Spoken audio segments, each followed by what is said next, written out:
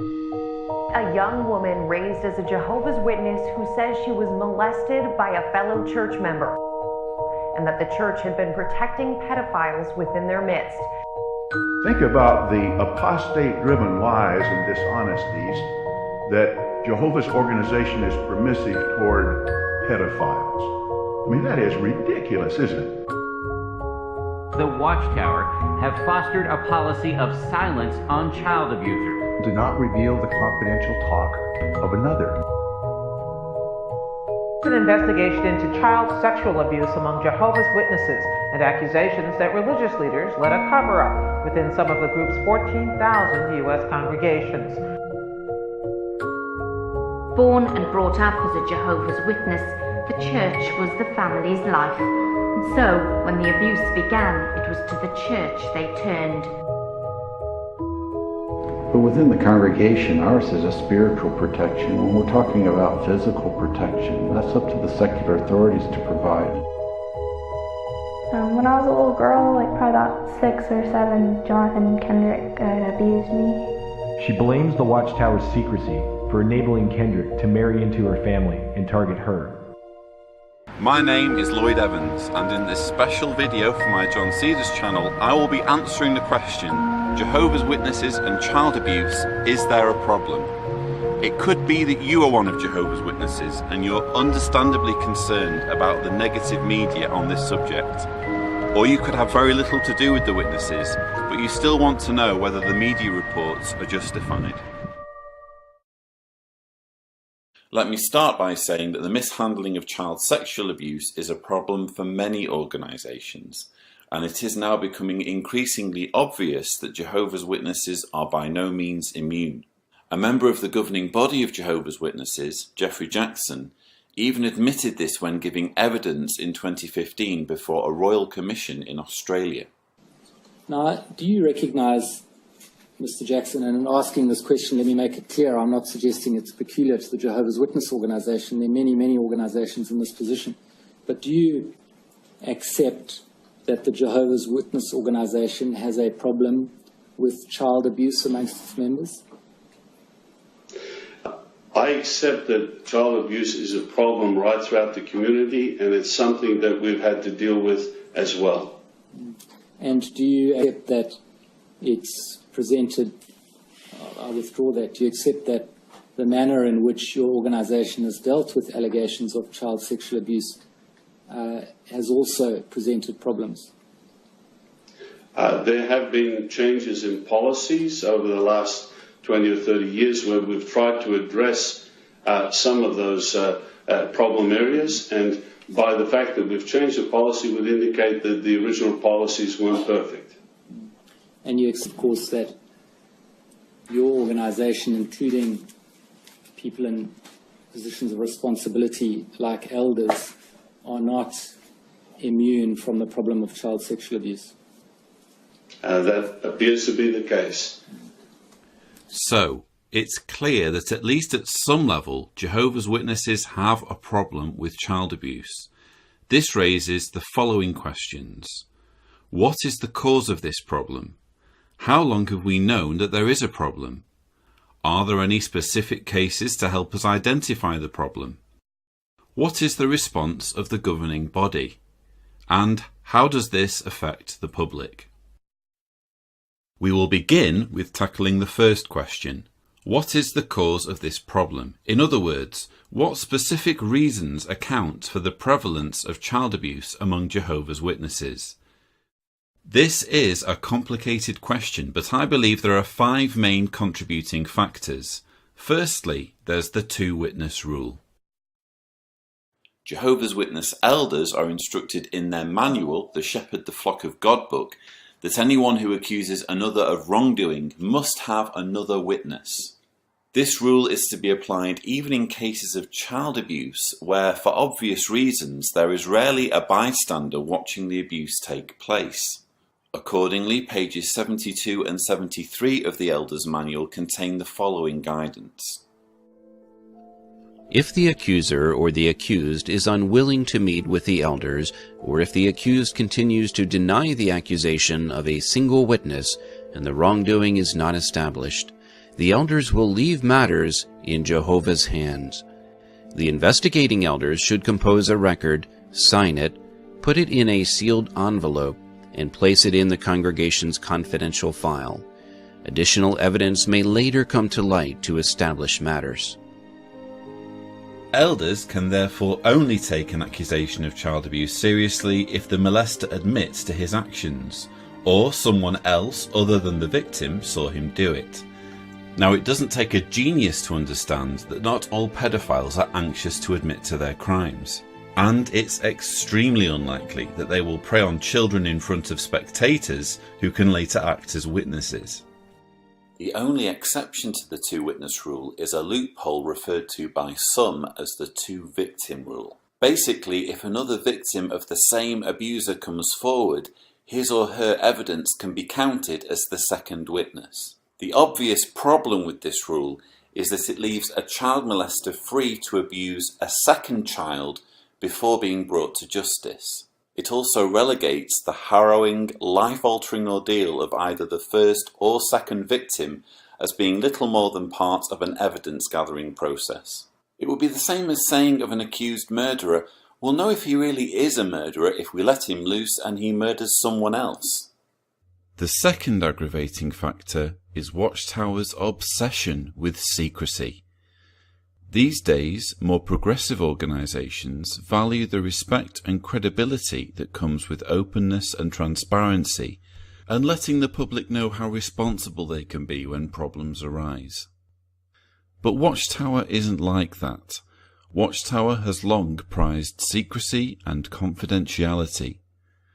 In a letter dated July 1st, 1989, Watchtower gave the following guidance to elders. Elders share the obligation to shepherd the flock. However, they must be careful not to divulge information about personal matters to unauthorized persons. There is a time to keep quiet, when your words should prove to be few. Proverbs 10:19 warns, "In the abundance of words there does not fail to be transgression, but the one keeping his lips in check is acting discreetly."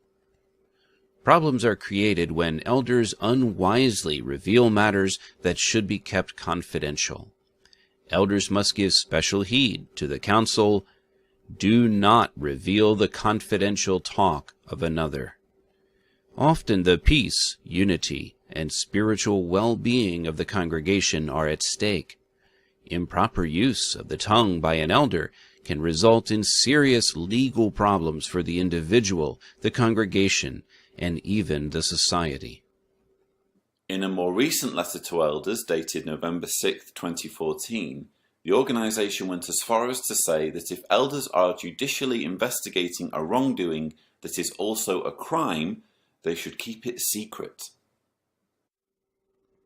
In some cases, the elders will form a judicial committee to handle alleged wrongdoing that may also constitute a violation of criminal law, for example, murder, rape, child abuse, fraud, theft, or assault.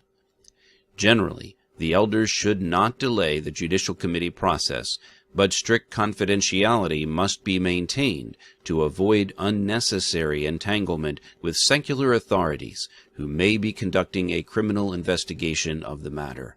For example, even the fact that a judicial committee has been formed should not be disclosed to persons not entitled to know. To help maintain its secrecy, Watchtower is adamant that it will only report accusations of child abuse to the authorities if the local laws in the country or state specifically require elders to do this. You might be thinking, well, that's perfectly reasonable. So long as no laws are broken, what's the harm in not reporting somebody else's crime? But think about what that means for a moment.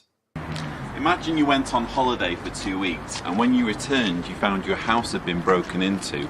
Thieves had taken some irreplaceable family heirlooms. Because you were away when the thieves struck, you would have no clue as to their identity. Then you remember that your neighbour has a closed-circuit camera system capable of reading license plates. So you call your neighbour and ask to review his footage for clues. But your neighbour says, no, the footage belongs to him, it's his private property. and he isn't required by law to show it to anyone. He refuses to help you get your things back or help bring justice to those who broke into your home.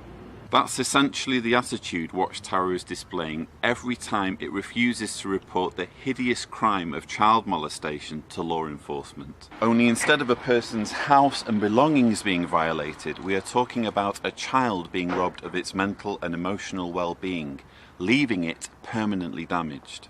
Just because someone is not legally obliged to do something doesn't mean they're not morally obliged to do the right thing. A third factor is the separation of Jehovah's Witnesses from the world in general. When discussing secular society, Watchtower publications hardly foster a healthy attitude about the world outside the organisation.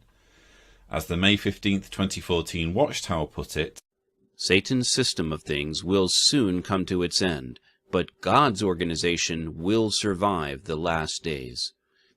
Or, if you prefer the January 1st, 1990 Watchtower, it may not be too long, but we must endure. In Satan's system, we have to put up a hard fight for the faith, as the world's immorality, corruption, and hatreds surround us on all sides. This siege mentality can and does translate into a feeling that all problems between Jehovah's Witnesses should be sorted out internally with the help of the elders. After all, why would you want to involve the police or courts of law when these are all elements of Satan's doomed system that are soon to be destroyed? The police are there to protect you from otherworldly people, not from fellow believers in your spiritual paradise. This aversion to taking legal action against fellow believers was perfectly summed up in the March 15, 1996 Watchtower on page 15. Loyalty to Jehovah God will also keep us from doing anything that would bring reproach upon His name and kingdom. For example, two Christians once got into such difficulty with each other that they improperly resorted to a worldly law court. The judge asked, "Are both of you Jehovah's Witnesses?" Evidently, he could not understand what they were doing in court. What a reproach that was! Loyalty to Jehovah God would have caused those brothers to heed the counsel of the Apostle Paul. Really, then, it means altogether a defeat for you that you are having lawsuits with one another. Why do you not rather let yourselves be wronged? Why do you not rather let yourselves be defrauded? Certainly, the course of loyalty to Jehovah God is to suffer personal loss rather than to bring reproach upon Jehovah and His organization. So, rightly or wrongly, at least in the mind of a Jehovah's Witness, suffering personal injury will often be of lesser concern compared to the unthinkable prospect of bringing Jehovah's organization into reproach. And as a fourth problem, we have misconceptions surrounding forgiveness. Like many evangelical denominations, Jehovah's Witnesses teach that any sin, no matter how serious, can be forgiven. But how far should this go when it comes to pedophilia? For example, should someone who molests children be forgiven to the extent that he is appointed to a position of trust within a church or congregation? Should it be possible for a pedophile to serve as an elder? As recently as October 2012, Watchtower sent out a letter to all elders that essentially said, yes. It cannot be said in every case that one who has sexually abused a child could never qualify for privileges of service in the congregation. That same letter told elders that notoriety was a key factor in deciding whether a pedophile could serve as an elder or not. If nobody in the congregation knew about that person's history, then the pedophile could be deemed irreprehensible or free from accusation and therefore fit for appointment.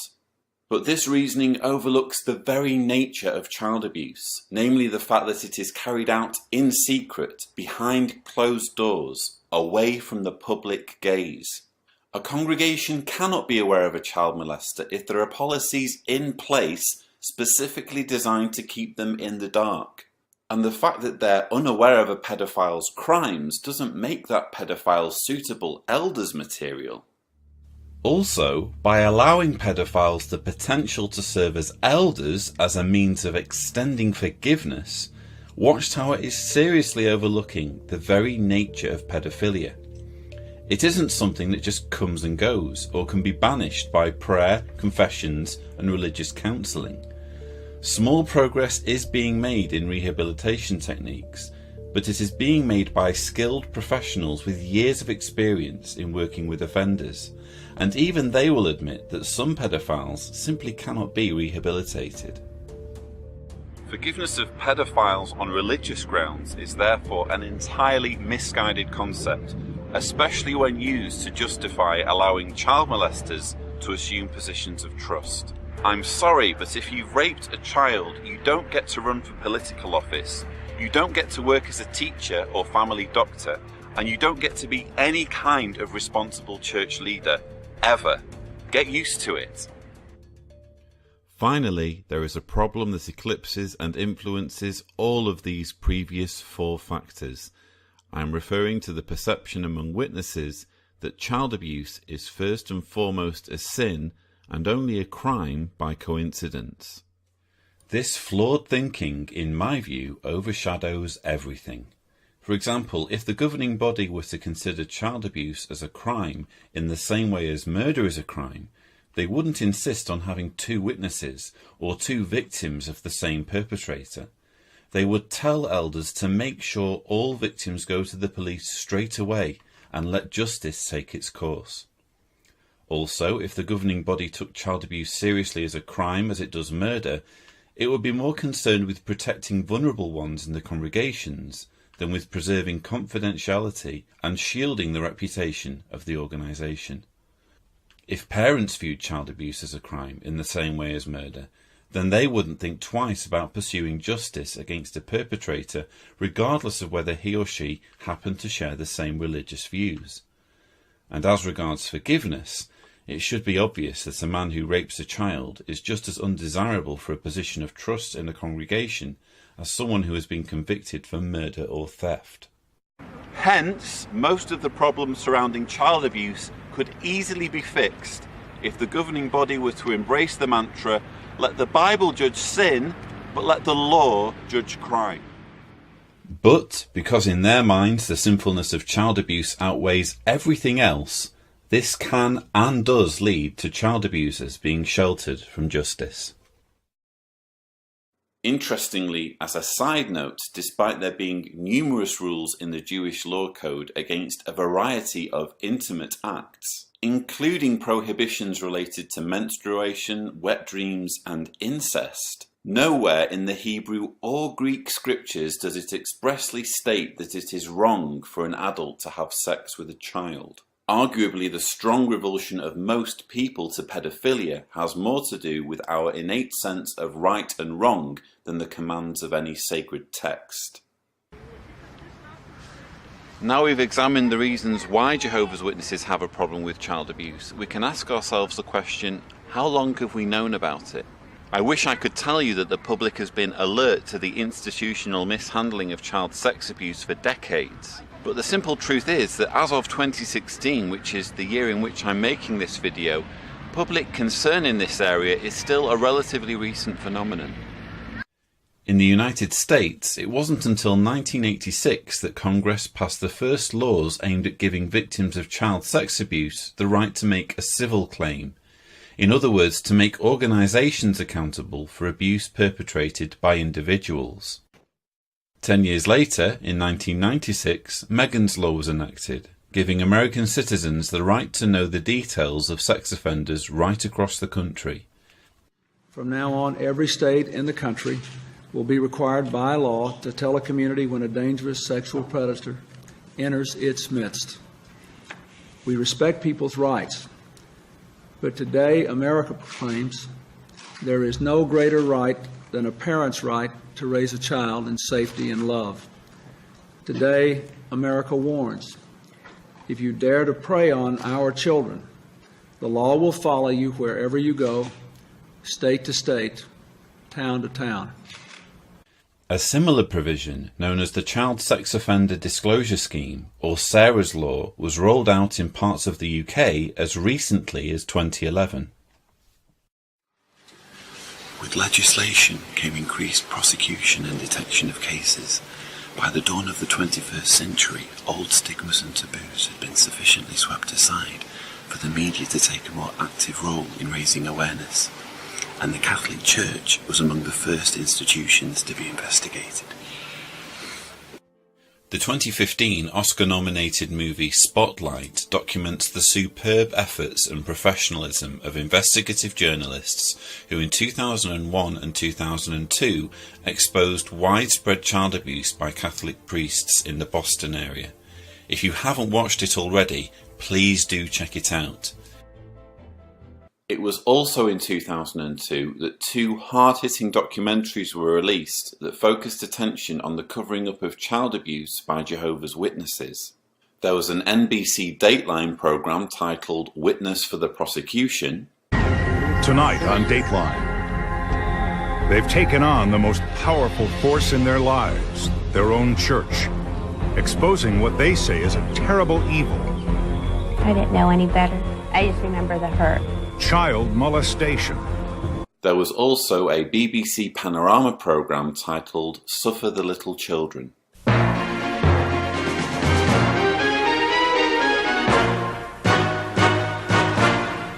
Over 6,000 Jehovah's Witnesses are in town for their district convention. Panorama is here too. We're looking for answers from the leaders of an organisation that's under fire, facing mounting allegations that it's shielding abusers, silencing victims, and putting children at risk.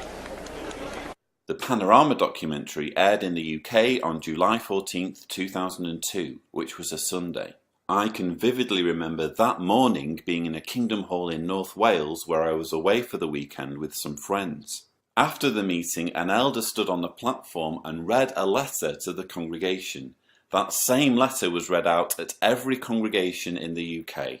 It said, in part, In recent weeks, the press in this country has focused attention on the way accusations of child abuse are handled by various religious organizations. Such reports may cause some sincere individuals to ask about the procedures followed by Jehovah's Witnesses. Therefore, we believe that it will be beneficial to review with you our Bible-based position so that you will know how you ought to give an answer to any who may inquire. Simply stated, we abhor the sexual abuse of children and will not protect any perpetrator of such repugnant acts from the consequences of his gross sin. We expect the elders to investigate every allegation of child abuse. Even one abused child is one too many. However, in evaluating the evidence, they must bear in mind the Bible's clear direction. No single witness should rise up against a man respecting any error or any sin. At the mouth of 2 witnesses, or at the mouth of 3 witnesses, the matter should stand good. Everyone knew that this letter was intended to prepare us for a documentary being shown on TV that same evening, a Panorama programme. I returned home and watched it with my dad and sister. The programme showed a persistent and tenacious BBC reporter, Betsam Powys, speaking to numerous victims of child sexual abuse both in Britain and the United States.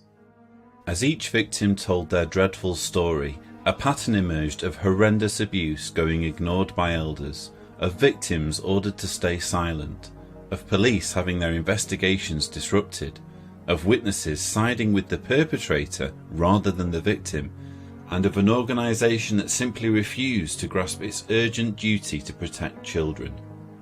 Even though I found the programme disturbing, I still felt an overwhelming need to show loyalty to the organisation, no matter what. I even recall arguing with my sister, who back then was braver than I was in questioning Watchtower. I pleaded with her, "No, you don't understand. All these people who molested children have since been dealt with. These are just a few bad individuals. They've been disfellowshipped or they're no longer serving as elders. It's all been sorted out."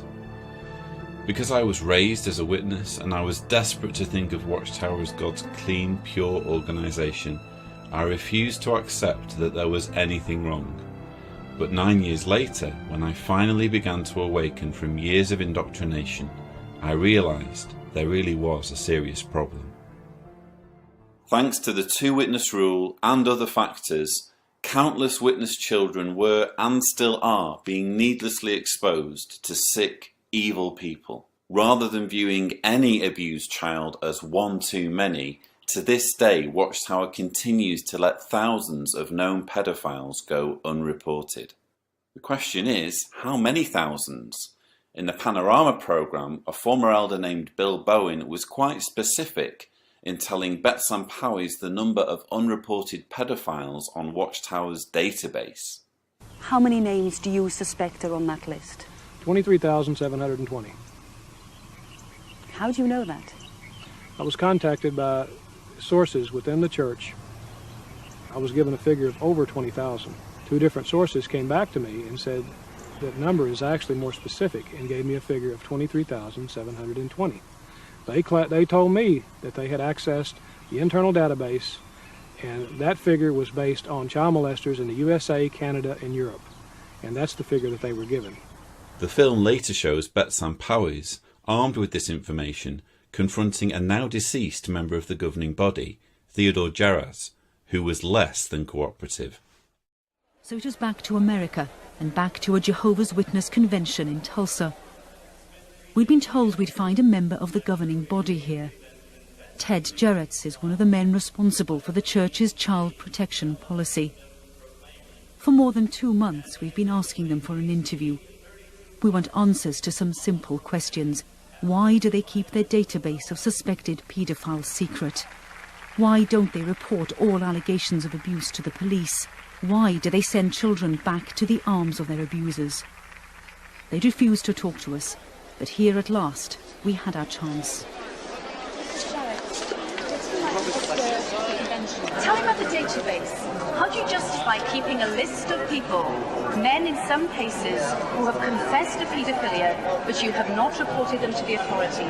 What justification is there for you to keep that list? You have a privacy law. You have a directive from the European Union. You observe that, don't you? So when allegations of abuse are made, it's all right to keep them private? I think you were answered. That question was answered should be to your satisfaction. Can you answer it now? I'm not going to repeat. I'll just tell you exactly that you can go and you see it in writing. It's all in print. You know, the Bible says, do not go beyond the things that are written. We don't go beyond the things that are written. And that was that. So, is the database real or not?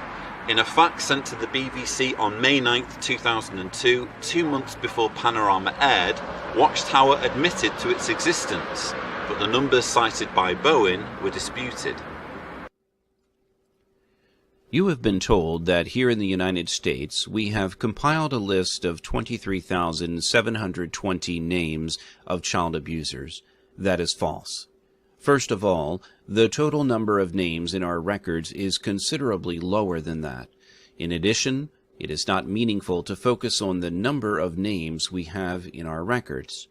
This is because our figures include the names of many persons who have only been accused of child abuse, whereas the charges have not been substantiated. Though to this day nobody outside Watchtower knows how many alleged child molesters are on the organisation's database, the fact that the database exists and is currently sitting safely on Watchtower's hard drives is beyond doubt. Later in this video I will be showing you further proof of its existence and a recent insight into just how many names it may be concealing. So, how long have we known about this problem? Ex-Jehovah's Witnesses like Bill Bowen and Barbara Anderson have been speaking out about it openly since about 2001-2002. Barbara Anderson used to work in Watchtower's writing department, and her excellent website, watchtowerdocuments.org, tells of how she first learned about the child abuse problem while working at Bethel headquarters in 1992. What she discovered led to her leaving the organisation in 1998 and starting her activism work shortly thereafter. but certainly prior to the 1990s, we don't know of anyone inside or outside the organisation who knew there was a significant problem with child sex abuse, let alone how bad it was. Only with fairly recent improvements in legislation and growing media scrutiny could the full scope of the problem begin to be realised. And in many ways we're still just scratching the surface in our understanding. For every case we learn about, it's reasonable to assume that there are many, many more. This brings us to our third question. What specific cases do we know about? There are countless publicised cases from which to choose. In fact, news stories about new victims are presently popping up faster than I can keep track of them. But for the purpose of this video, I will focus on 6 victims whose cases have propelled the mishandling of child abuse by Jehovah's Witnesses into the spotlight.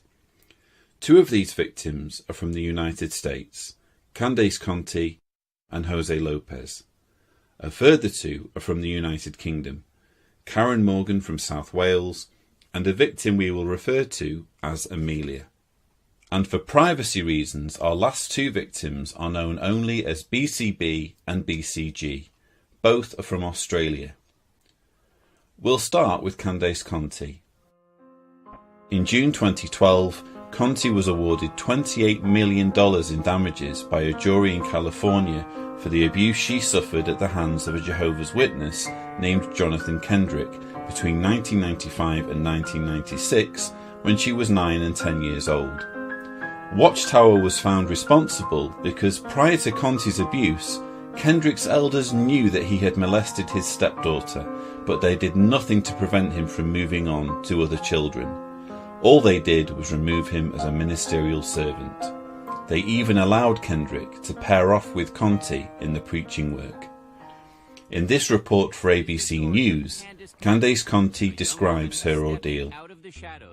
Do you remember your first impression of Jonathan Kendrick? He's just a big person. Found him very scary. When Candace was 9 years old, she says she was abused by a well-liked member of her small congregation in Fremont, California.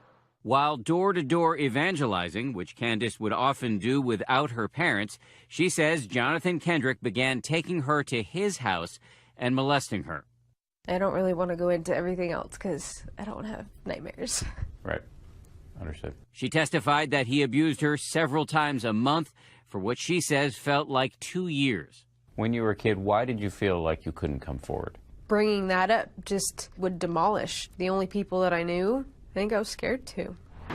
After the verdict was announced, a lengthy appeal process ensued in which Watchtower tried to get the judgment reversed, and they partially succeeded. Courtroom footage filmed by Reveal and the Centre for Investigative Reporting appeared on PBS and ABC News. It showed Watchtower's lawyers making their defence. Members of the North Fremont Congregation of Jehovah's Witnesses abhor child abuse of any form. The Jehovah's Witnesses are not a youth group.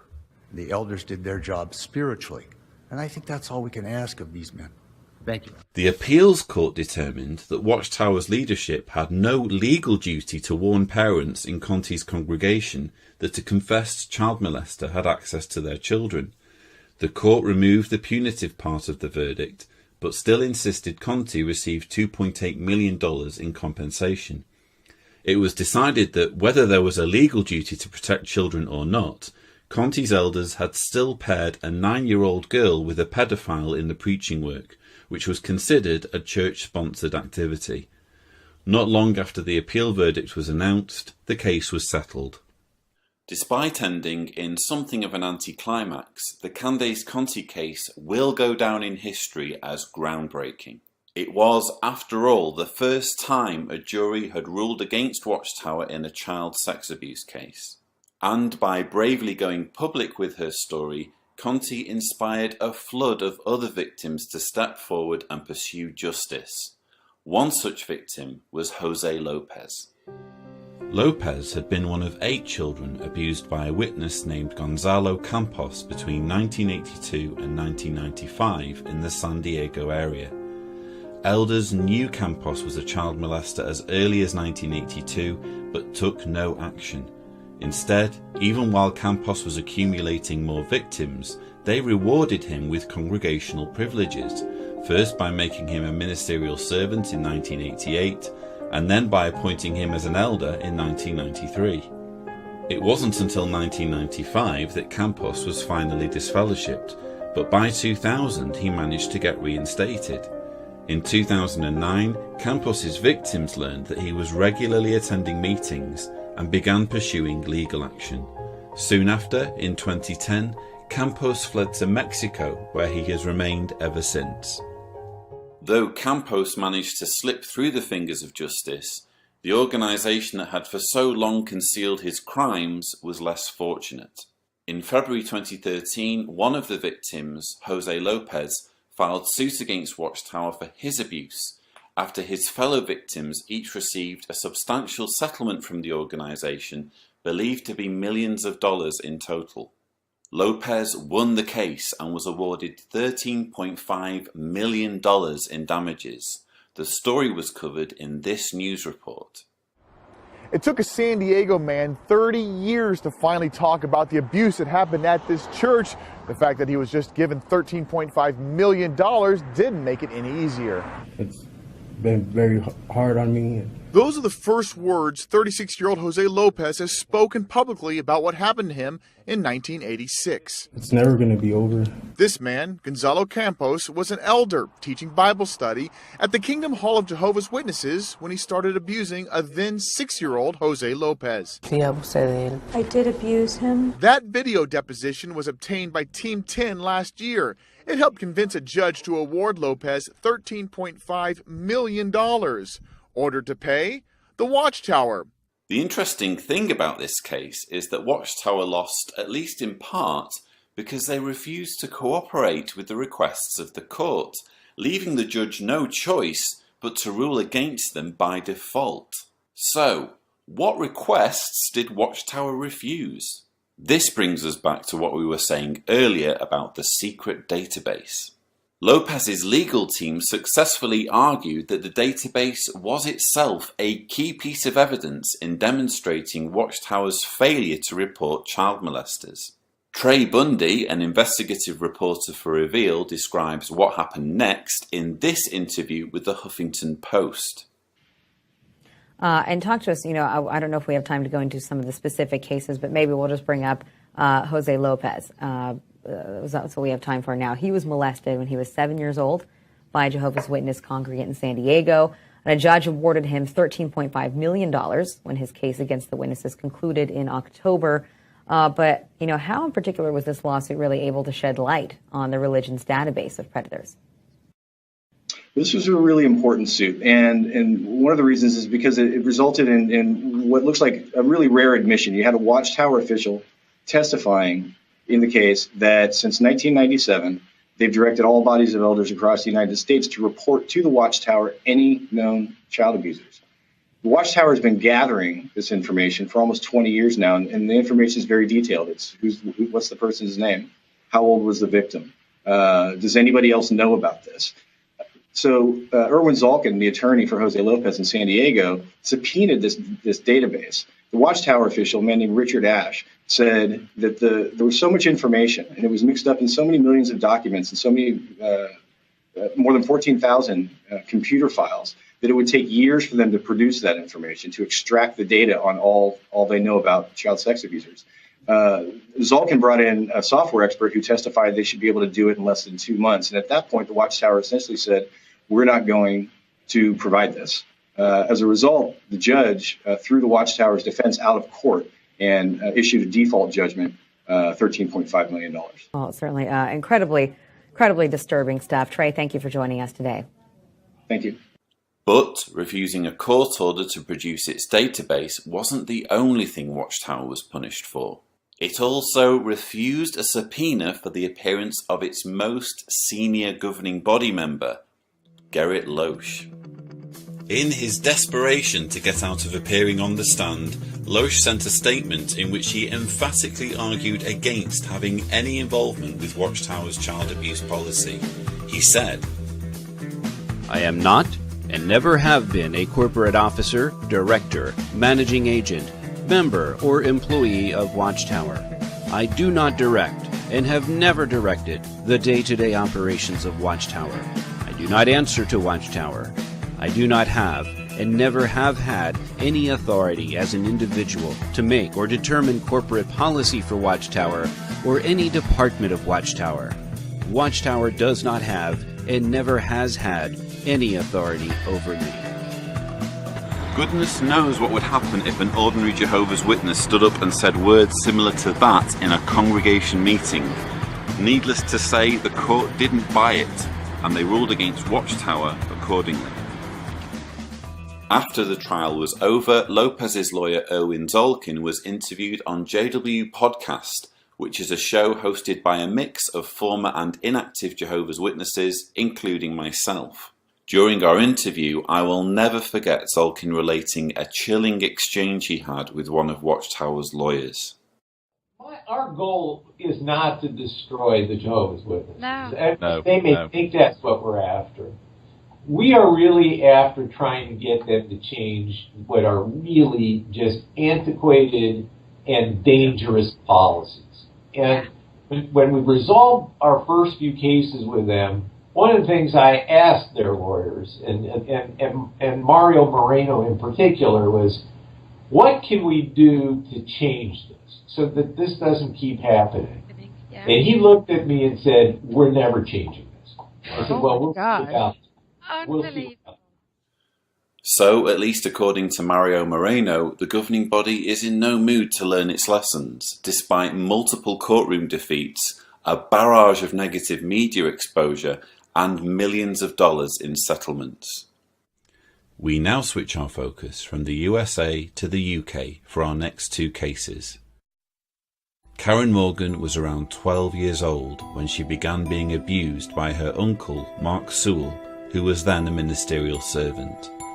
Sewell started kissing her on the lips and progressed to arranging situations for them to be alone so he could kiss her with his tongue. Sewell would also get Karen to lie on top of him and would caress her back while in his underwear. Halfway through his abuse of Karen, Sewell was appointed an elder.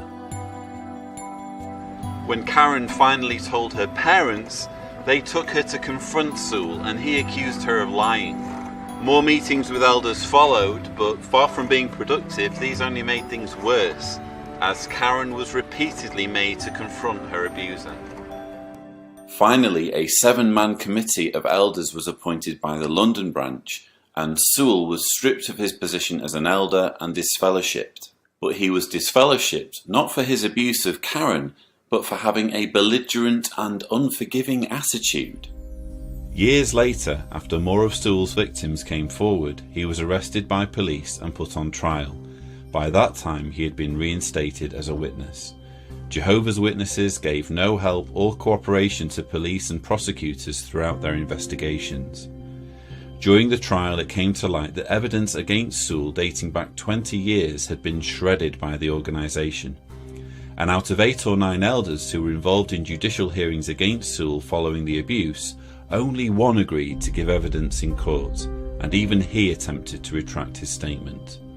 The trial culminated in a guilty verdict for Sewell, who was imprisoned for 14 years on 8 sex charges, including rape. Karen told the BBC that his abuse of her wasn't the only thing that had left her traumatised. Born and brought up as a Jehovah's Witness, the church was the family's life. And so, when the abuse began, it was to the church they turned. What Karen went through as a result, she now says is harder to deal with than the abuse itself. Those group of elders who sat me as a child in front of a guy who'd been abusing me for years and expected me to talk about it in front of him and hear him calling me a liar, I mean, I think that probably has had the most effect on the rest of my life, because what Mark did to me, I've had to try to deal with, but I've also had to try and deal with the fact that how the whole thing was handled. And it's that part of it that I want answers for that. I caught up with Karen a few months ago and asked her about the case. She told me that though the elders had been quick to track her down and disfellowship her for having a normal relationship with her boyfriend after moving on from the witnesses, they were less eager to cleanse the congregation of a convicted pedophile. And the result was he got 14 years in prison. So he's done about a year of that now, but he's still a Jehovah's Witness in prison. He's doing Bible studies in prison. He's got elders visiting him from his old congregation, even though we've had no visit or nothing from anybody, no support, anything. Even my mum and my nan, who are still Jehovah's Witnesses, haven't had any. But they're anxious to take care of the spiritual welfare of the pedophile in their congregation. Obviously. And they were quick to leap on you once there was a whiff of they came looking for me. They came looking for you simply for, you know, private, intimate affairs with your boyfriend. But for a pedophile, well, you know, are there two witnesses? And astonishing. I know, it's crazy. Karen's father, John Viney, also gave an honest insight into why, as a Jehovah's Witness parent, he was not as quick to pursue justice for his daughter as he perhaps could have been. The process of being a Jehovah's Witness has a profound effect on you, and it has an effect on you as a father. And to a degree, I think I'd have to be honest now and say that my children and my family didn't always come first. Right. Because of either congregation responsibilities or trying to be loyal to what I believed. On some occasions, I think I was not as robust as protecting my children as I could have been. Having said that, when Karen first approached me, when she was about 12 or 13, and said that she didn't like the way her Uncle Mark was kissing her, that is what I thought she meant, that she didn't like the way he was kissing her. I thought it was more perhaps the way he greeted her when we used to go round there. He was maybe too affectionate, and that was the level of my understanding, and I'm afraid anything else went completely over my head, even though she did tell me even again that she didn't like the way her Uncle Mark was kissing her. So I was somewhat naive, really, and perhaps also didn't want to think of anything else, although I actually don't believe at that time that I thought something else might be going on. It was only when she was a teenager and was going through a difficult time, when she was first cutting her arms with some self-abuse, that was the first time that the alarm bells went off, and I thought, what on earth is going on here? And almost then, as a dad, you have to drop whatever you've got, and you think, wow, I need to pay attention to this. We now turn to another UK victim of child abuse within Jehovah's Witnesses, who we will refer to as Amelia. Between 1989 and 1994, when Amelia was between the ages of 4 and 9, she was abused by a ministerial servant named Peter Stewart. Shortly after the abuse began, Stewart was removed as a servant for abusing another child, but the elders allowed him to keep many of his privileges, giving him free license to continue abusing Amelia. The attacks took place in Amelia's home, in Stewart's home, in a shed, and in cars. Stewart tormented Amelia, telling her that she was a sinner, telling her that she was guilty of fornication, telling her that she would die at Armageddon. In 1995, Stewart was convicted for assaulting another child and sent to prison for 5 years. When he was released, Amelia was terrified his abuse would continue, so she did two things. She contacted her elders and she contacted the police. The police took things very seriously, and 72-year-old Stewart was arrested and charged, although he died in 2001 before the case came to trial. The elders, however, had little sympathy. They told Amelia that because there had not been two witnesses to her abuse, there was nothing they could do. At the urging of her husband, Amelia finally took legal action against Watchtower, and her lawyers consulted with Candace Conti's lawyers back in America in bringing the case. Finally, in June 2015, the High Court ruled in Amelia's favour, making her the first person to win a civil suit against Watchtower in the UK. The BBC reported on the verdict. Today, Mr. Justice Globe ruled that the Jehovah's Witnesses organisation was liable for the abuse carried out by Stewart and had failed to take sufficient safeguarding measures to protect Amelia. I think this should be a wake-up call to the Jehovah's Witness organization that they need to implement better child safeguarding policies that are in line with modern-day knowledge about child safeguarding and sexual abuse. Amelia received £275,000 in compensation, but nothing will ever fix the damage inflicted on her, not just by her abuser, but from those who shielded him from justice. She has already attempted suicide, and she once told her lawyers she doesn't expect to live beyond the age of 30. The final two victims we now turn our attention to are BCB and BCG. Both of these women gave testimony at the Australian Royal Commission, and their ordeals illustrate the appalling inadequacy of Watchtower's child abuse policies when put into practice, and how inconsistent elders can be when trusted to enforce them. BCB was raised on a farm in Western Australia. She started attending meetings at the age of 10 and was baptised at 18. From when she was 15 years old, BCB was groomed and sexually abused by an elder named Bill Neal, who was the father of one of her friends. Neal was one of only 2 elders in her congregation.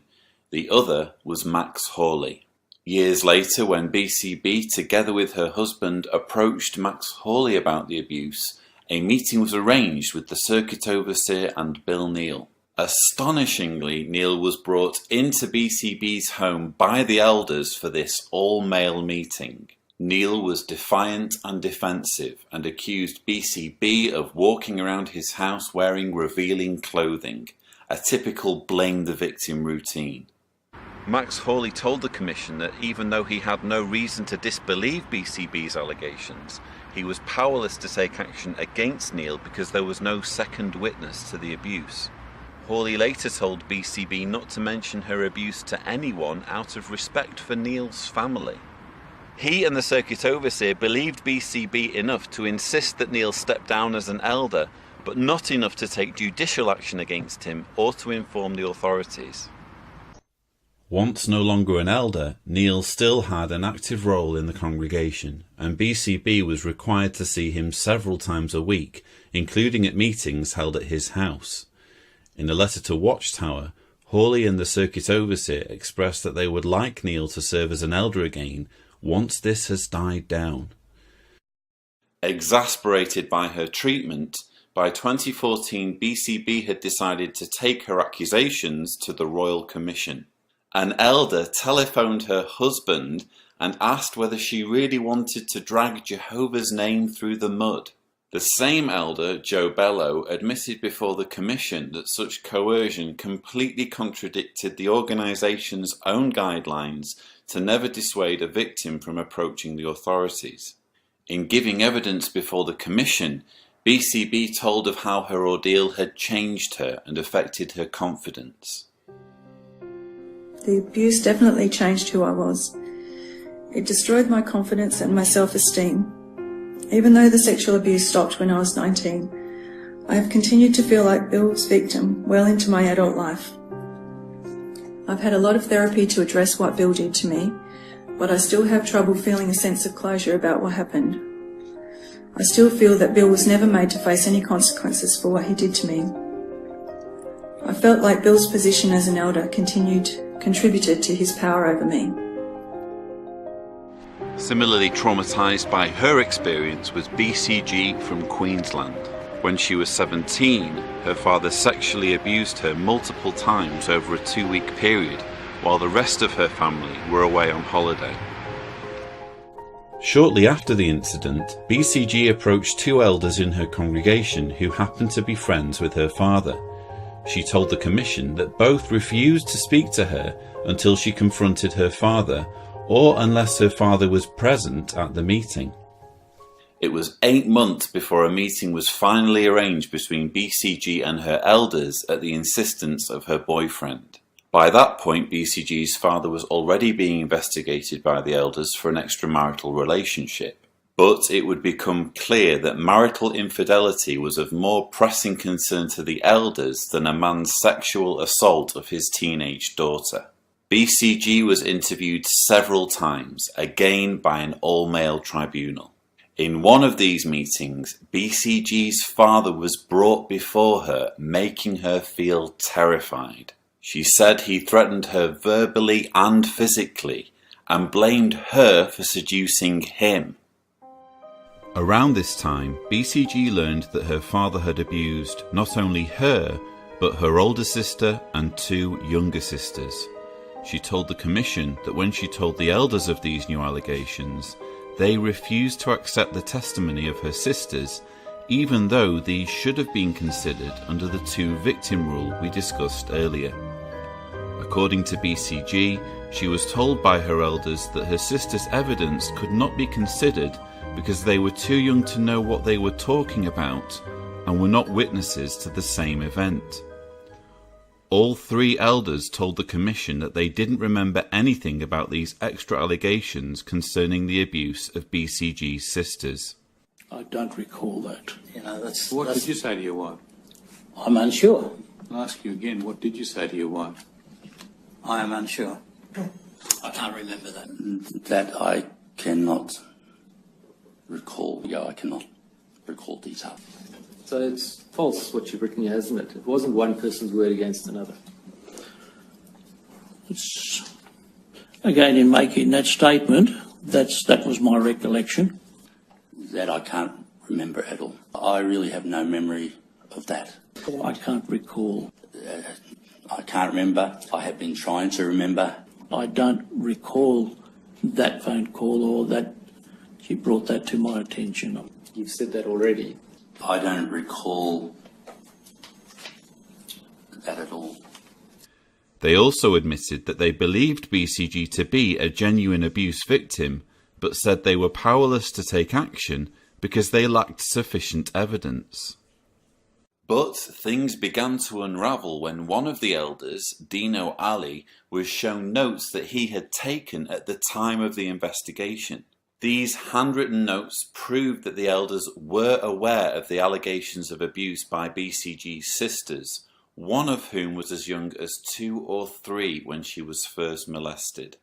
The notes also revealed that BCG's father had confessed to assaulting her, meaning that the elders had all the grounds they needed to disfellowship him, not just under the 2-victim rule, but under the 2-witness rule. Amazingly, they didn't do that. Instead, they disfellowshipped someone they believed to be a pedophile purely on the grounds of lying and loose conduct in an extramarital affair. Worse still, the elders' notes revealed that BCG was warned never to mention her abuse to anyone, not even her soon-to-be fiancé. Unsurprisingly, the horrendous treatment of BCG by her elders left her feeling vulnerable and even suicidal. She said it was only ever the authorities who took her seriously. At trial, my father denied all charges against him. It took 6 years and 3 trials before he was finally convicted for the indecent assault of me. The elders who presided over the committee meetings and the appeal committee meetings gave evidence at the committal and at voir dire during the first trial, but the trial resulted in a hung jury. The second trial was declared a mistrial. My father was convicted at the third trial at the end of 2004. He was sentenced to 3 years imprisonment. The trials were easy compared to what I had been through with the elders during the committee meetings. I would go through it 20 more times if I had to. At least the court has rules when questioning survivor witnesses. The Jehovah's Witnesses can do and insinuate whatever they want, and there are no protections for the victims at all. I've had no contact with any of the elders involved in the committee meetings or from the Mariba congregation or from the Watchtower since my father was convicted. During my teens, I was at times depressed and suicidal, and this became worse after my father's sexual abuse of me while my mother was away at Expo 88. I also attempted suicide several months after the committee meetings in 1989 as a result of my experience of the committee meetings with the elders. And I couldn't bear the judgment of those around me, the public vilification and ostracism. I wanted to dig a hole and die. The only time I felt my upset feelings were heard was when I went to the police. Nobody else, up until that point, had acknowledged that what my father did to me was wrong and he should be made to answer for it. I have at times lived a life in fear of being ostracised, shunned and vilified by those around me. I have always lived in fear of my father. I have lived in fear of Jehovah. I thought I had done all the right things. I had put my trust in Jehovah, but nobody protected me. They only made it worse. Again, an abuse victim was silenced. Again, evidence was ignored. Again, the police were left out altogether. And again, incompetent men failed utterly to implement already flawed guidelines. But this was just the tip of the iceberg. Before the Commission began hearing the testimony of BCB and BCG, its senior counsel, Angus Stewart, explained how Watchtower in Australia had been ordered to produce its records related to child abuse, which brings us back to what we were saying earlier about the database. When the Royal Commission received the files just for the Australia branch alone, what it found was astonishing, as related in this news report. Australia only has about 70,000 Jehovah's Witnesses. Still, when the Royal Commission came knocking, it discovered the Church also has a staggering 1,006 files on alleged pedophiles within its flock. So that's 1,006 alleged pedophiles on Watchtower Australia's records from 1950 to 2014. And bear in mind that these records were only created because of judicial action being taken. In other words, we are talking about 1,006 individuals either approved or disfellowshipped for pedophilia by elders over a 65-year period. But the worst was yet to come. Evidence will be put before the Royal Commission that of the 1,006 alleged perpetrators of child sexual abuse identified by the Jehovah's Witness Church since 1950, not one was reported by the Church to secular authorities. This suggests that it is the practice of the Jehovah's Witness Church to retain information regarding child sexual abuse offences, but not to report allegations of child sexual abuse to the police or other relevant authorities.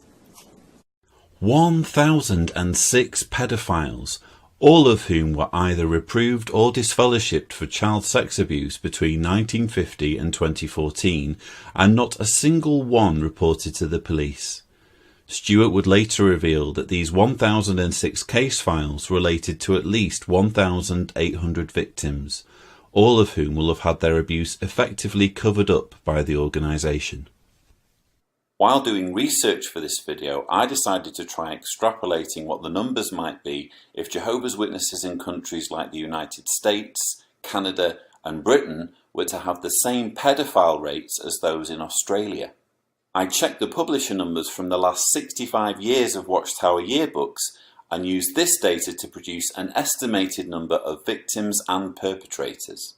Based on my calculations, with the same rates as Australia, between 1950 and 2014, the Britain branch would have had 2,324 perpetrators and 4,159 victims. The Canada branch would have had 1,965 perpetrators and 3,515 victims, and the United States branch would have had 17,084 perpetrators and 30,568 victims. The combined total for the United States, Australia, Canada and Britain, 22,379 perpetrators and 40,041 victims. Again, I would go to pains to point out that these are just extrapolations. We can't be definite until Watchtower releases its database records for all countries the same as it was forced to do in Australia. But even so, if my extrapolation turns out to be accurate, we are talking about tens of thousands of pedophiles who have never faced justice. Bowen's 23,000 number wasn't so unbelievable after all. So, we've heard about the reasons why there is a child abuse problem among Jehovah's Witnesses. We've examined the relatively brief history of the problem being brought into sharp focus by a few brave and determined individuals, including victims, lawyers, legislators, activists and journalists. And we've looked at specific cases indicating that on a vast scale, Watchtower has failed to protect children, exposing them to lasting psychological damage at the hands of child molesters.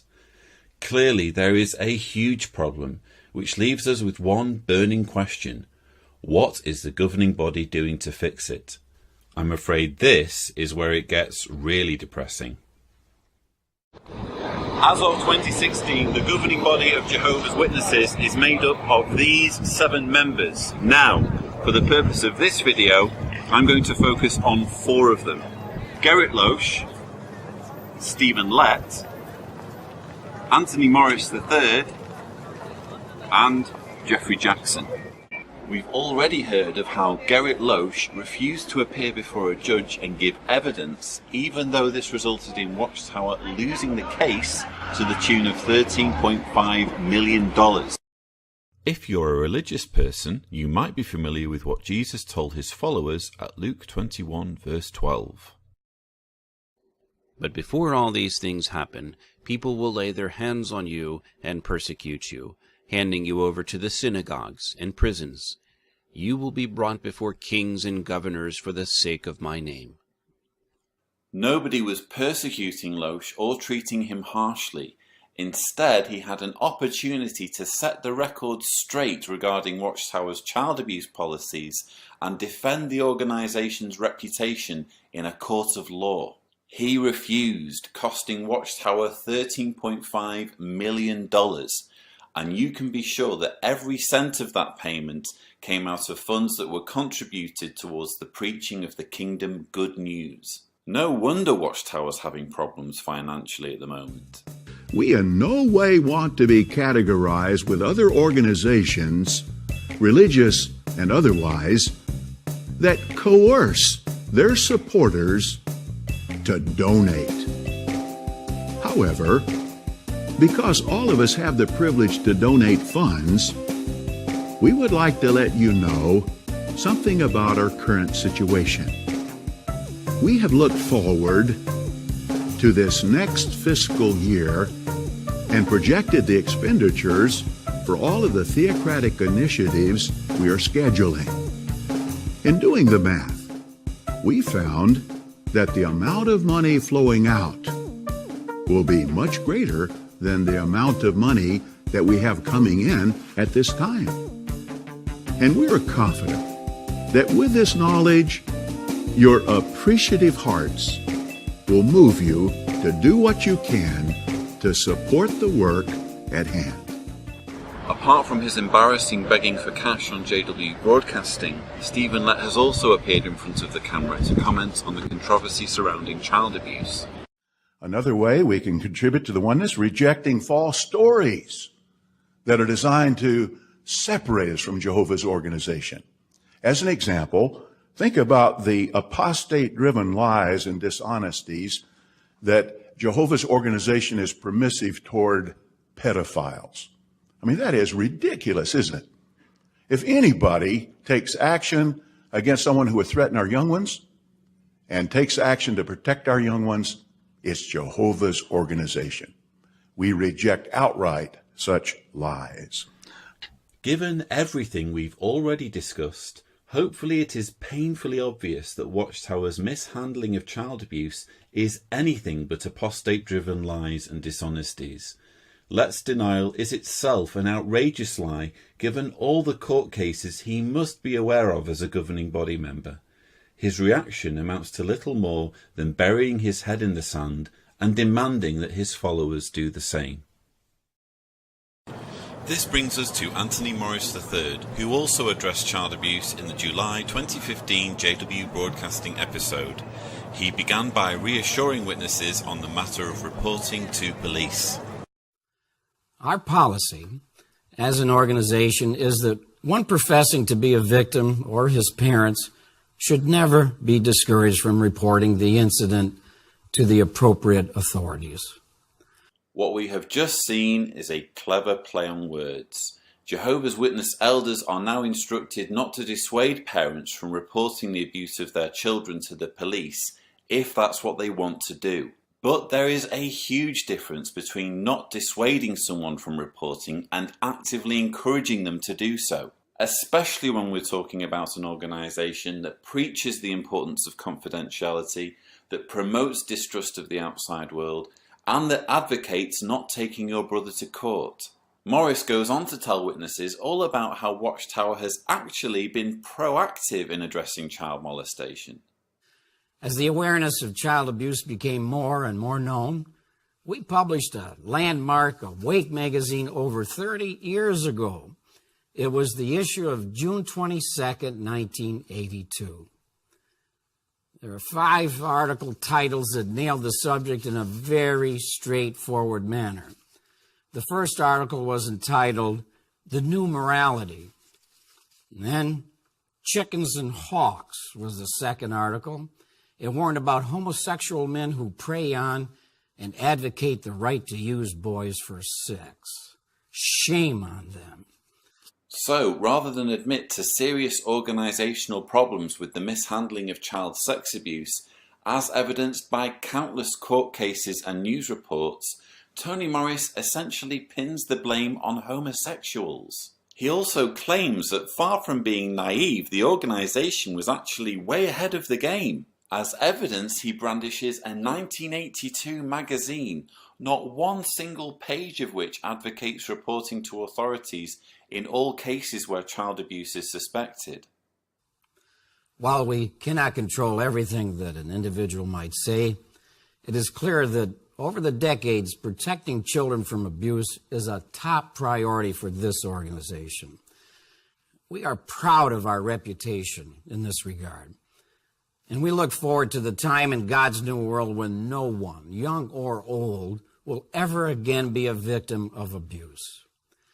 These comments, in my view, typify the governing body's willful ignorance of the urgent need to take meaningful action to protect children. It's not just that these men are proud of their appalling reputation in this area. They also failed to recognise their duties and responsibilities in the here and now, instead choosing to defer the problem of ending child abuse upward. Don't worry, they say, there will be a new world order over which we will preside. Once we take up our positions as kings and priests in heaven with Christ, the earth will be a child abuse-free zone. It's the exact same attitude that we saw in the 1982 Awake magazine. In God's due time, all who embrace his kingdom under Christ will become able to keep this law of love perfectly. Then will come the fulfillment of Proverbs 2:21 and 22. The upright are the ones who will reside in the earth, and the blameless are the ones that will be left over in it. As regards the wicked, they will be cut off from the very earth, and as for the treacherous, they will be torn away from it. This is the only way, the final way, to end child abuse. Finally, we return to Jeffrey Jackson. You will remember at the beginning of this video, we saw Jackson admitting before the Royal Commission that Jehovah's Witnesses do have some kind of problem with child abuse after all. Now, I believe that when Senior Counsel Angus Stewart asked those questions, he did so knowing that Stephen Lett had recently dismissed all claims about child abuse as, what was it? Apostate-driven lies and dishonesties. So, later in the proceedings, Stewart specifically asks Jackson whether claims of child sex abuse in Jehovah's Witnesses amount to apostate lies. And would you disagree then with anyone who said that the efforts to highlight and deal with child sexual abuse in the Jehovah's Witness Church is engaging in apostate lies? Rather than give a simple yes or no answer, this is Jackson's response. I guess that's a broad question, because sometimes those who make these accusations make many other accusations as well. But let me assure you, the person making the accusation is not the main thing. The main thing is there some basis to the accusation? And if there is some way that we can improve, the governing body is always interested in seeing how we can refine our policies. You see, Mr. Stewart, could I just emphasize, as a religion, two very strong things we feel. One is we try to keep a high moral standard, and secondly, there's love among the organisation. So we want to treat victims in a loving way. So, rather than either agree or disagree with the words spoken by his colleague Stephen Lett, Jeffrey Jackson can only give a vague and evasive answer about there being love in the organisation. Even worse, when Angus Stewart later showed Jeffrey Jackson from the Bible that the governing body could actually bypass the two-witness rule altogether if they really wanted to, Jackson refused to play ball. Stewart drew Jackson's attention to a passage at Deuteronomy 22 verses 23 to 27. If a virgin is engaged to a man, and another man happens to meet her in the city and lies down with her, you should bring them both out to the gate of that city and stone them to death, the girl because she did not scream in the city, and the man because he humiliated the wife of his fellow man. So you must remove what is evil from your midst. If, however, the man happened to meet the engaged girl in the field, and the man overpowered her and lay down with her, the man who lay down with her is to die by himself, and you must do nothing to the girl. The girl has not committed a sin deserving of death. This case is the same as when a man attacks his fellow man and murders him. For he happened to meet her in the field, and the engaged girl screamed, but there was no one to rescue her. What Angus Stewart was offering was a get-out-of-jail card. The governing body, if it wanted to, could allow accused pedophiles to face justice without two witnesses and still claim a scriptural basis for such a policy. After all, a man raping a girl in a field without any witnesses is surely no different for the purpose of argument to an adult raping a child without anyone watching. Stewart therefore landed his punch brilliantly by asking Jackson, Yes, is it not the case that had Jesus been asked about a case of sexual abuse, he may have referred back to this part of Deuteronomy and said that it's not required to have two witnesses? Clearly taken off guard, Jackson could only reply, I certainly would like to ask Jesus that, and I can't at the moment. I hope to in the future. But that's a hypothetical question which if we had an answer, then we could support what you said. Weeks later, after appearing before the Commission, Jackson sent written testimony entirely dismissing the scriptural loophole Stewart had uncovered. He said, It is important to note that the two contrasting situations in verses 23 to 27 of Deuteronomy chapter 22 do not deal with proving whether the man is guilty in either situation. His guilt is assumed in both instances. In saying that he happened to meet her in the city and lay down with her, or he happened to meet the engaged girl in the field and the man overpowered her and lay down with her, in both instances the man had already been proved guilty and worthy of death, this being determined by proper procedure earlier in the judge's inquiry. But the question at this point before the judges, having established that improper sexual relations had occurred between the man and the woman, was whether the engaged woman had been guilty of immorality or was a victim of rape. This is a different issue, although related to establishing the man's guilt. Jackson was effectively arguing that the two-witness rule overrides the provision for adjudicating cases of rape in Deuteronomy. In his opinion, the rapist in Deuteronomy 22 would have already had his guilt established without the woman's testimony. Essentially, Jackson trusts that the rapist would have given elders a full confession that he raped the girl in the field. This is despite the fact that he would have faced the death penalty for doing so. Not only does this argument make no logical sense, it's also interesting to note that in the space of just 3 weeks, Jackson went from hoping to ask Jesus about a certain verse in Deuteronomy to suddenly having all of the answers about that same verse. New light had been received in record time, and it had given the governing body a free pass to continue applying the two-witness rule, even in cases of child rape. Angus Stewart summed up his understandable frustration at all of this in his written findings to the Commission. It is submitted that Mr. Jackson was evasive and unhelpful in assisting the Royal Commission to understand whether there is scope for interpretation of the two-witness rule such that would allow for action to be taken in circumstances where there is only one direct witness to an incident of child sexual abuse. It is further submitted that the current position is that where the victim is the only witness to an incident of child sexual abuse, and the abuser does not confess, the Jehovah's Witness organization will not take action until such time as a second child is abused in similar circumstances by the same accused person. It is submitted that this position is untenable and is completely at odds with the organization's expression of abhorrence of child sexual abuse.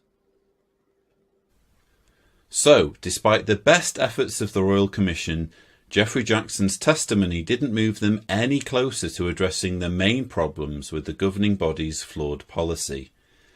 Even when presented with a golden opportunity to bypass the archaic two-witness requirement when deliberating over reports of child rape, the governing body rigidly stuck to its guns, meaning that countless witness children will continue to be put at risk. Another noteworthy part of Jackson's testimony came when he declared that he would actually like to see the reporting laws changed so that Watchtower would have no choice but to comply.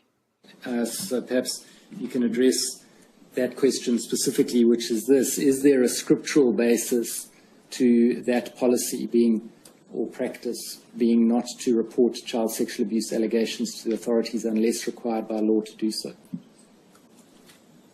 Thank you for the opportunity to explain this. I think very clearly Mr. Toole pointed out that if the Australian government and all the states was to make mandatory reporting, it would make it so much easier for us. We want to make sure that children are cared for. So if the government does happen to make mandatory reporting, that will make this dilemma so much easier for us, because we all want the same goal, that children will be cared for properly. Think about what Jackson is saying for a moment. We have already learned that Watchtower has a policy of only reporting accusations of child abuse if it is legally obliged to do so. Now Jackson is saying that he would prefer the government to force Watchtower to do the right thing by making reporting compulsory. If the governing body is so anxious for this outcome, why not be proactive and report all accusations of child abuse regardless of the local reporting laws? Why wait for the law to tell you to do something if you want to do it now? If you're a Jehovah's Witness watching this video, it's worth dwelling on the fact that out of 4 governing body members who have recently either addressed or been called upon to address the issue of child abuse in the organisation, 1 has breached a subpoena and refused to defend the organisation's policy in court, even denying his involvement with Watchtower altogether. One has described the covering up of child abuse as apostate-driven lies and dishonesties. One has denied problems with child abuse, claimed the organisation has a brilliant reputation, and blamed the whole thing on gay people. And one has admitted there's a problem, but he refuses to do anything about it, even after being presented with a biblical reason for dropping the two-witness rule. All this means that though it would be nice to think that the lessons of history have been learned and children of Jehovah's Witnesses will be protected from this point forward, actually that's not the case. So long as the governing body clings to its obsession with the two-witness rule, children will be at risk from both being molested and having their abuse covered up. All the governing body needs to do to fix the problem is send a letter to all bodies of elders saying, quite simply, Dear brothers, you are advised, with immediate effect, to contact the police or local authorities, regardless of the local reporting laws, if you hear of any accusations of child molestation within your congregation. Judicial handling of such matters may be pursued with the guidance of the branch, but your main priority should be to notify the authorities, assist them in pursuing their investigations, and follow their recommendations to protect the children in the congregation. Child molesters are not to engage in preaching activity on behalf of the congregation or serve in any positions of trust. Your brothers, Christian Congregation of Jehovah's Witnesses. Unfortunately, this letter doesn't exist, and it isn't likely to exist either, at least not for the foreseeable future. After all, if Watchtower is happy to lose millions in court costs and subject itself to a flood of negative media exposure rather than protect children, how can we expect them to budge on this issue anytime soon? It seems, at least from my perspective, that the governing body is deluded enough to consider this whole matter a case of satanic persecution and a test of loyalty to Jehovah. Even if the organisation was to go bankrupt over what the governing body would feel is obeying a scriptural command, in the minds of Loesch, Lett, Morris and Jackson, this would only be proof that Armageddon is imminent and Satan has launched his attack on Jehovah's people. Yes, as much as I'd love to be proven wrong, that's the level of delusion I believe we're dealing with, and it's the only way I can explain the governing body's refusal to make very simple changes despite the enormous pressure the organisation has been placed under.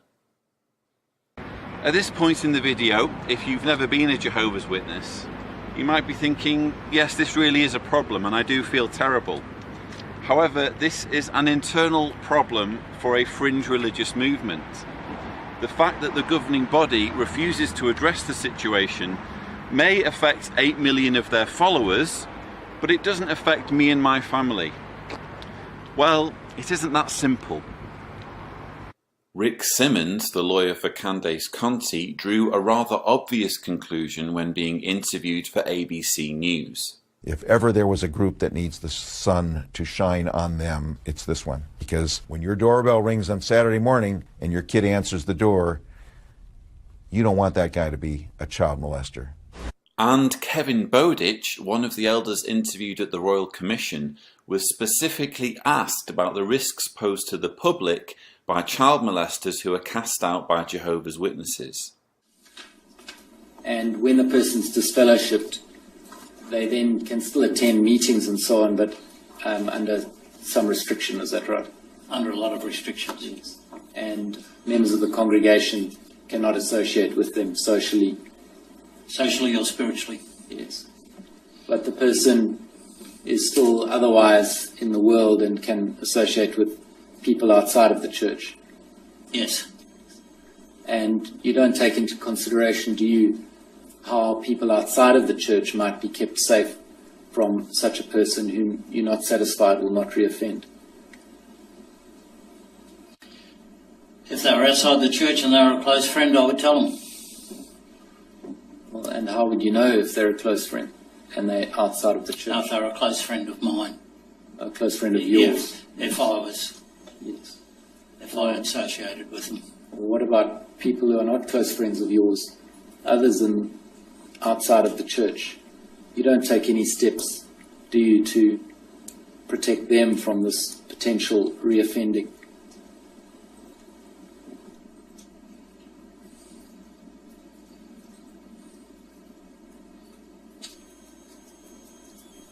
you don't do. You're concerned with the congregation principally, aren't you? We're concerned with the congregations. We are shepherds of the congregation. Yes, and you're not a shepherd to those who are not in the congregation. No. And as an organisation, in your experience, you don't seek to protect or take care of children who are outside of the congregation.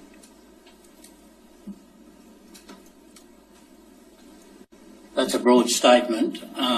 Well, I can limit it. Yeah, limit it, In please. your decision on whether or not to disfellowship someone, you don't take consideration of children outside of the congregation. Do take consideration of them, but what ability have we got to protect every child in Australia? Well, what you can do is you can report to the child protection authorities. And that is done in some cases. But generally it's not done, is it? No. It's not done unless there's a legal requirement for it to be done, is there? That is true. Let's be clear on this. If Jehovah's Witnesses have a problem with pedophiles, then everyone has a problem with pedophiles. After all, door-to-door preaching is a central tenet of the witness faith. All witnesses, regardless of their past, are required to come to the doors of people in their community, doors that could be answered by children. And even if a pedophile is cast out of the religion so that he can no longer preach on behalf of the congregation, if unreported, he could still present a threat. A witness pedophile who is disfellowshipped without being reported is effectively being unleashed into the community without being on the radar of the local authorities, free to offend again. This problem really does affect everyone. So, in summary, we have looked at the causes behind the problem of child abuse in Jehovah's Witnesses, the reasons why we haven't known about this problem until fairly recently, the specific cases that prove the problem exists, the governing body's astonishing refusal to do anything, and the threat this poses to the public. If by any chance you are one of Jehovah's Witnesses, first of all, well done for making it this far through a quite long and rather depressing video. As someone who was a witness until quite recently, I know how difficult all of this must be to take in. But at some point you should be asking yourself, if this truly is Jehovah's organisation, how do I rationalise the governing body's failure to protect kids from one of the most emotionally devastating crimes they can suffer?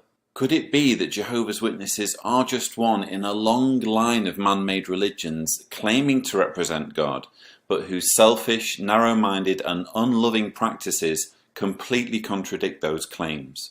You owe it to yourself to take some time to examine the evidence and think it through carefully. I'm Lloyd Evans and you've been watching my John Cedars channel. Please subscribe for more videos and thank you for watching.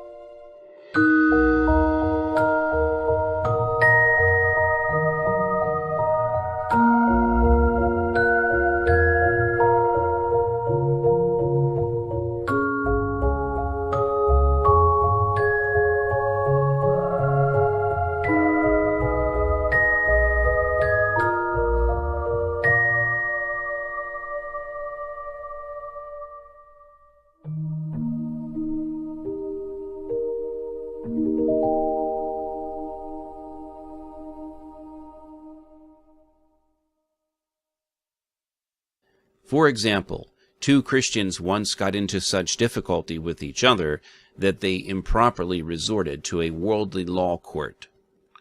The judge asked, "Are both of you Jehovah's Witnesses?" Evidently, he could not understand what they were doing in court.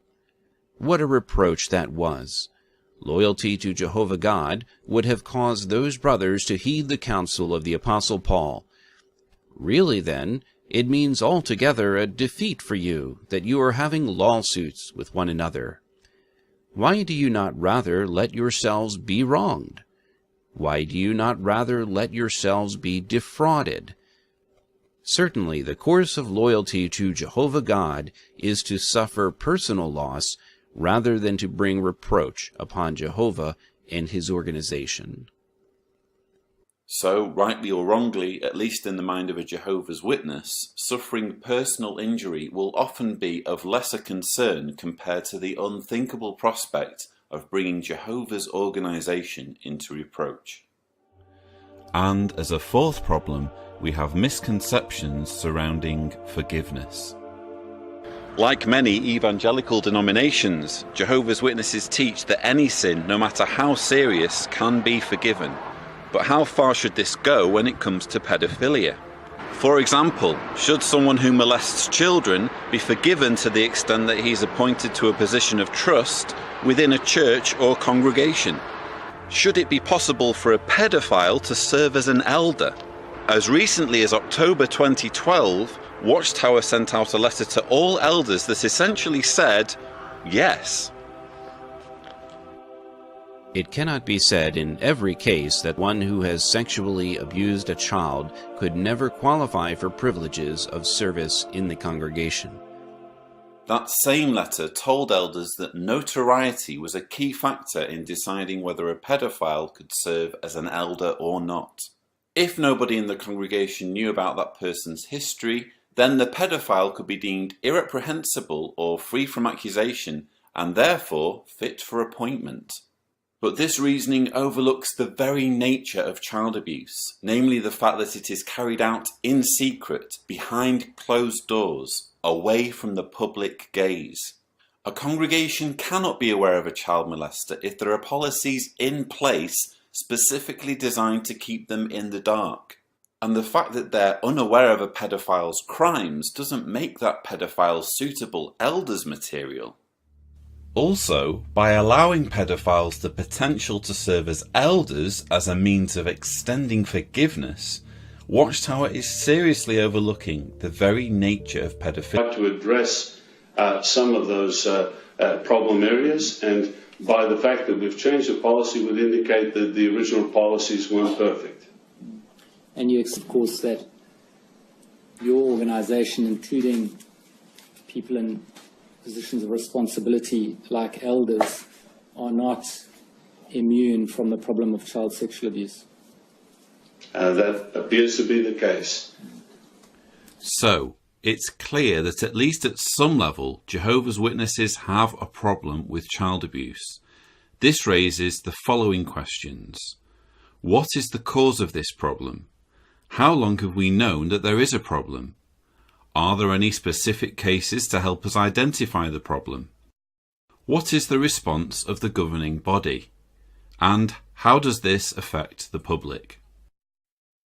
We will begin with tackling the first question. What is the cause of this problem? In other words, what specific reasons account for the prevalence of child abuse among Jehovah's Witnesses? This is a complicated question, but I believe there are 5 main contributing factors. Firstly, there's the 2-witness rule. Jehovah's Witness elders are instructed in their manual, the Shepherd the Flock of God book, that anyone who accuses another of wrongdoing must have another witness. This rule is to be applied even in cases of child abuse where, for obvious reasons, there is rarely a bystander watching the abuse take place. Accordingly, pages 72 and 73 of the Elders' Manual contain the following guidance.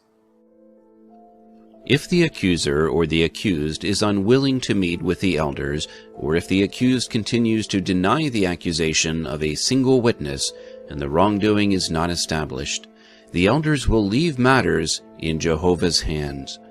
The investigating elders should compose a record, sign it, put it in a sealed envelope, and place it in the congregation's confidential file.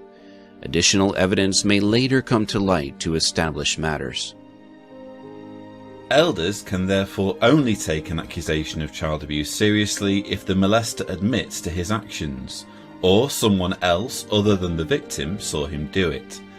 Now, it doesn't take a genius to understand that not all pedophiles are anxious to admit to their crimes, and it's extremely unlikely that they will prey on children in front of spectators who can later act as witnesses. The only exception to the two-witness rule is a loophole referred to by some as the two-victim rule. Basically, if another victim of the same abuser comes forward, his or her evidence can be counted as the second witness. The obvious problem with this rule is that it leaves a child molester free to abuse a second child before being brought to justice. It also relegates the harrowing, life-altering ordeal of either the first or second victim as being little more than part of an evidence-gathering process. It would be the same as saying of an accused murderer, we'll know if he really is a murderer if we let him loose and he murders someone else.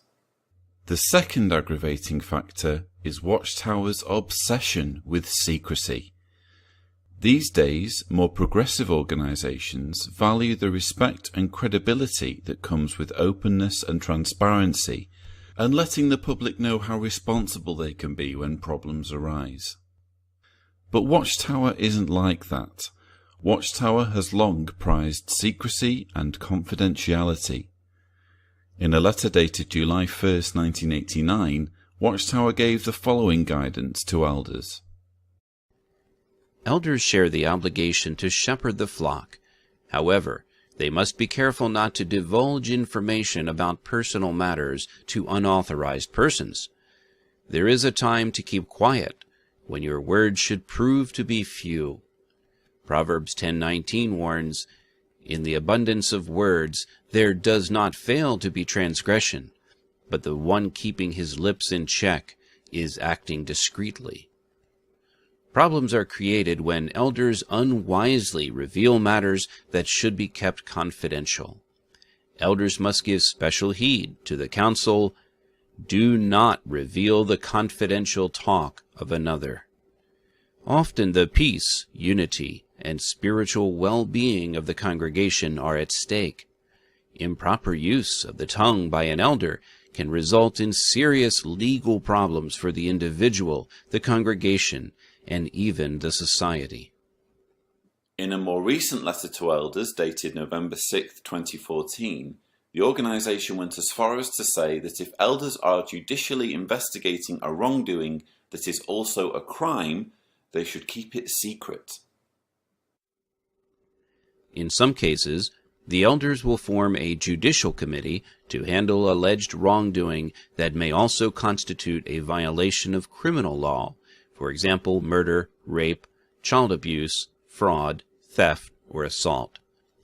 Generally, the elders should not delay the judicial committee process, but strict confidentiality must be maintained to avoid unnecessary entanglement with secular authorities who may be conducting a criminal investigation of the matter. For example, even the fact that a judicial committee has been formed should not be disclosed to persons not entitled to know. To help maintain its secrecy, Watchtower is adamant that it will. A young woman raised as a Jehovah's Witness who says she was molested by a fellow church member and that the church had been protecting pedophiles within their midst. Think about the apostate-driven lies and dishonesties that Jehovah's organization is permissive toward pedophiles. I mean, that is ridiculous, isn't it? The Watchtower have fostered a policy of silence on child abusers. Do not reveal the confidential talk of another. An investigation into child sexual abuse among Jehovah's Witnesses and accusations that religious leaders led a cover-up within some of the group's 14,000 U.S. congregations. Born and brought up as a Jehovah's Witness, the church was the family's life. And so, when the abuse began, it was to the church they turned. But within the congregation, ours is a spiritual protection. When we're talking about physical protection, that's up to the secular authorities to provide. When I was a little girl, like probably about 6 or 7, Jonathan Kendrick abused me. She blames the Watchtower's secrecy for enabling Kendrick to marry into her family and target her. My name is Lloyd Evans, and in this special video for my John Cedars channel, I will be answering the question, Jehovah's Witnesses and child abuse, is there a problem? It could be that you are one of Jehovah's Witnesses and you're understandably concerned about the negative media on this subject. Or you could have very little to do with the witnesses, but you still want to know whether the media reports are justified. Let me start by saying that the mishandling of child sexual abuse is a problem for many organisations, and it is now becoming increasingly obvious that Jehovah's Witnesses are by no means immune. A member of the governing body of Jehovah's Witnesses, Jeffrey Jackson, even admitted this when giving evidence in 2015 before a royal commission in Australia. Now, do you recognise, Mr. Jackson, and in asking this question, let me make it clear, I'm not suggesting it's peculiar to the Jehovah's Witness organisation. There are many, many organisations in this position. But do you accept that the Jehovah's Witness organisation has a problem with child abuse amongst its members? I accept that child abuse is a problem right throughout the community, and it's something that we've had to deal with as well. And do you accept that it's presented, I withdraw that, do you accept that the manner in which your organisation has dealt with allegations of child sexual abuse has also presented problems? There have been changes in policies over the last 20 or 30 years where we've tried only report accusations of child abuse to the authorities if the local laws in the country or state specifically require elders to do this.